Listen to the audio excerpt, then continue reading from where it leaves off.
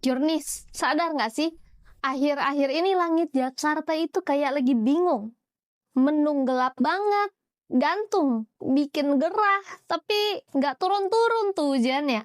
Atau sekalinya hujan, itu kayak lagi ditumpahin dari ember. Ekstrim banget nih hujannya. Terus berhenti tiba-tiba. Nah, banyak yang bilang, wah, doa warga Jakarta kuat banget nih, biar nggak banjir. Tapi tunggu dulu nih, eits. Ini bukan cuma doa. Nah, di atas sana sebenarnya ribuan ton garam sedang ditaburkan oleh pesawat-pesawat pemerintah lewat teknologi modifikasi cuaca atau kita sebut TMC. Tujuannya mulia sih, biar Jakarta nggak tenggelam. Welcome to the unseen paths of Usagi's journey.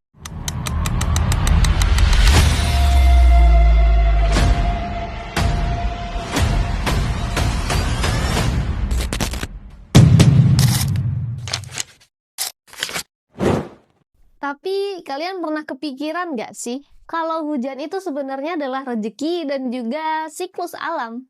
Lalu apa dampaknya kalau kita terus-menerus menolak rezeki itu? Dan sebenarnya kemana itu airnya pergi, ya kan?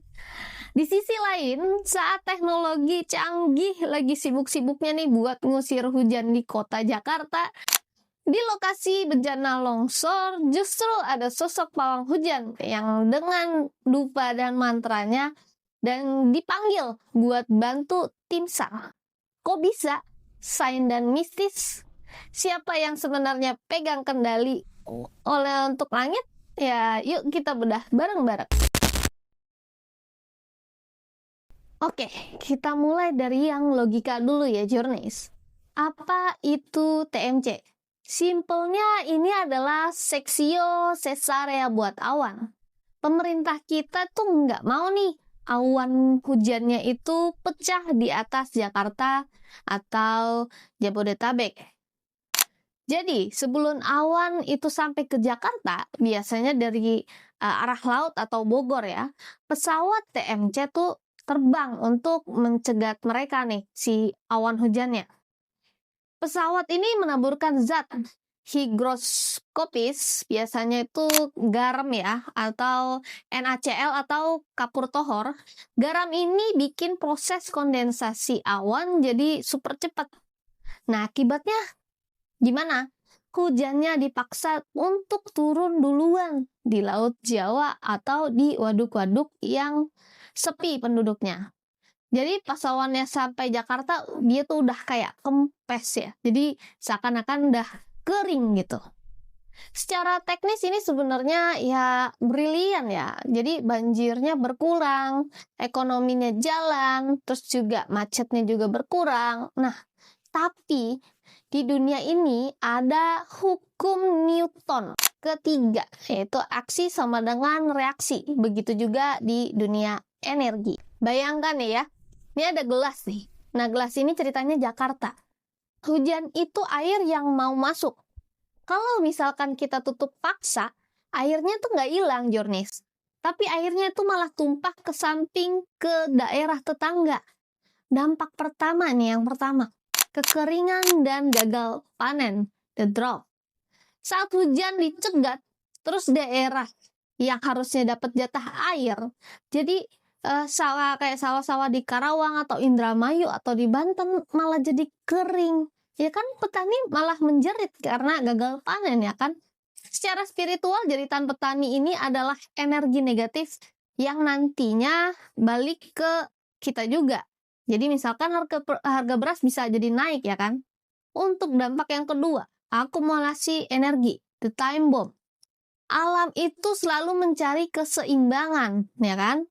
Kalau kalian menahan energi hujan yang terlalu lama, alam akan murka, alam akan marah. Jadi energinya itu menumpuk. Aku tuh melihat secara supranatural ketika TMC dilakukan berlebihan nih. Langit itu auranya jadi merah panas. Dan ketika alam akhirnya menjebol pertahanan TMC, hujannya bakal berkali-kali lipat dan lebih ekstrim nih, jurnalis. banjir bandang yang nggak bisa ditolak lagi jadinya. Dampak ketiga nih, panas buatan, the heat wave. Sadar nggak sih nih, Jakarta makin lama makin panas. Awan itu kan sebenarnya adalah payung alami, ya kan? Kalau awannya dihancurkan terus-menerus nih, terus matahari langsung nusuk ke aspal, di tahun 2026 ini yang mana tahun kuda api, nah ditambah TMC, kita tuh kayak tinggal di dalam oven, ya kan? Parah banget panasnya.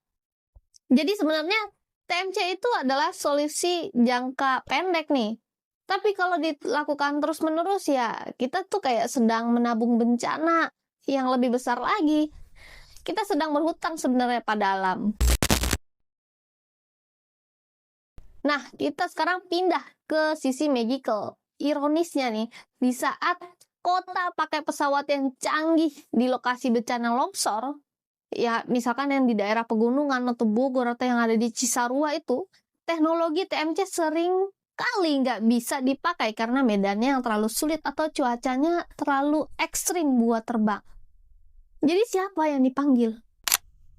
Ya pawang hujan, Journeys. Tugas mereka tuh ya mulia banget, kayak menahan hujan biar tim SAR bisa gali tanah untuk mencari korban dari longsor tersebut. Karena kalau hujan turun, tanah longsor lagi nanti. Tim SAR-nya yang juga bahaya. Cara kerja pawang hujan nih ya dari sisi metafisika beda sama TMC yang pakai garam nih, bahan-bahan kimia ya. Pawang hujan ini mainnya frekuensi, ya frekuensi gelombang otak dan negosiasi energi. Pawang yang asli, bukan yang viral cari sensasi ya, yang cuman hahu-hahu doang. Mereka tuh memancarkan gelombang otak alfa atau theta yang sangat kuat. Mereka juga memvisualisasikan payung raksasa di atas lokasi. Lalu mereka juga menggunakan mungkin kodam atau spirit. Nah, secara kearifan lokal, setiap wilayah tuh ada penjaganya. Nah, pawang melakukan ritual, misalkan kayak bakar dupa dan sajian lain-lainnya, bukan buat menyembah setan, tapi lebih buat permisi atau negosiasi sama spirit penjaga angin dan air yang ada di daerah tersebut. Ya, Mbah, tolong geser dulu awannya, kita lagi mau cari korban longsor nih, gitu ya kan. Dan faktanya, sering kali berhasil di langit di lokasi bencana jadi cerah, padahal 1 kilo dari situ tuh lagi hujan deras. Ya, sains mungkin bilang kebetulan, tapi kalau kebetulan berkali-kali ya itu sebenarnya pola. Terus gimana nih? Kalau sains ya yang tadi TMC tadi dengan yang mistis atau kayak pawang hujan kerja bareng atau malah bentrok nih?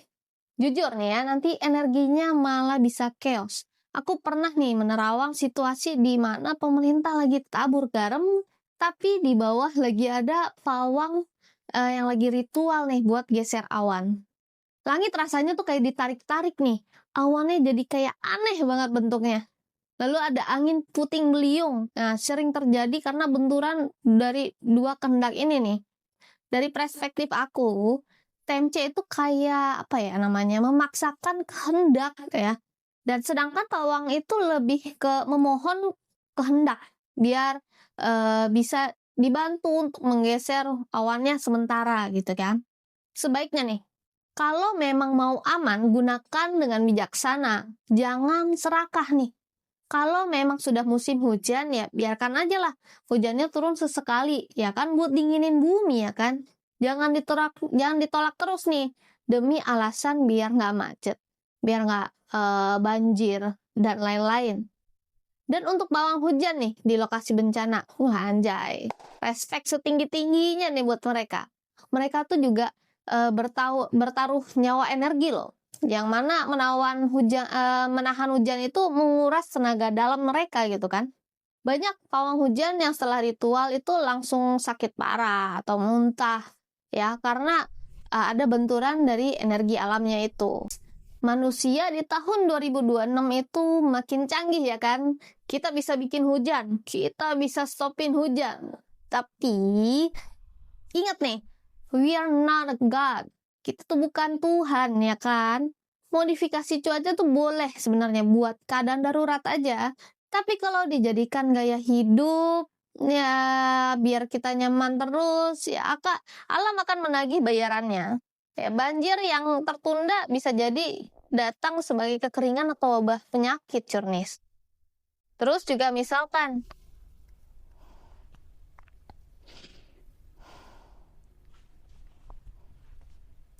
mari nih kita hormati nih siklus alam dengan sediakan saja nih resapan air yang ada di rumah.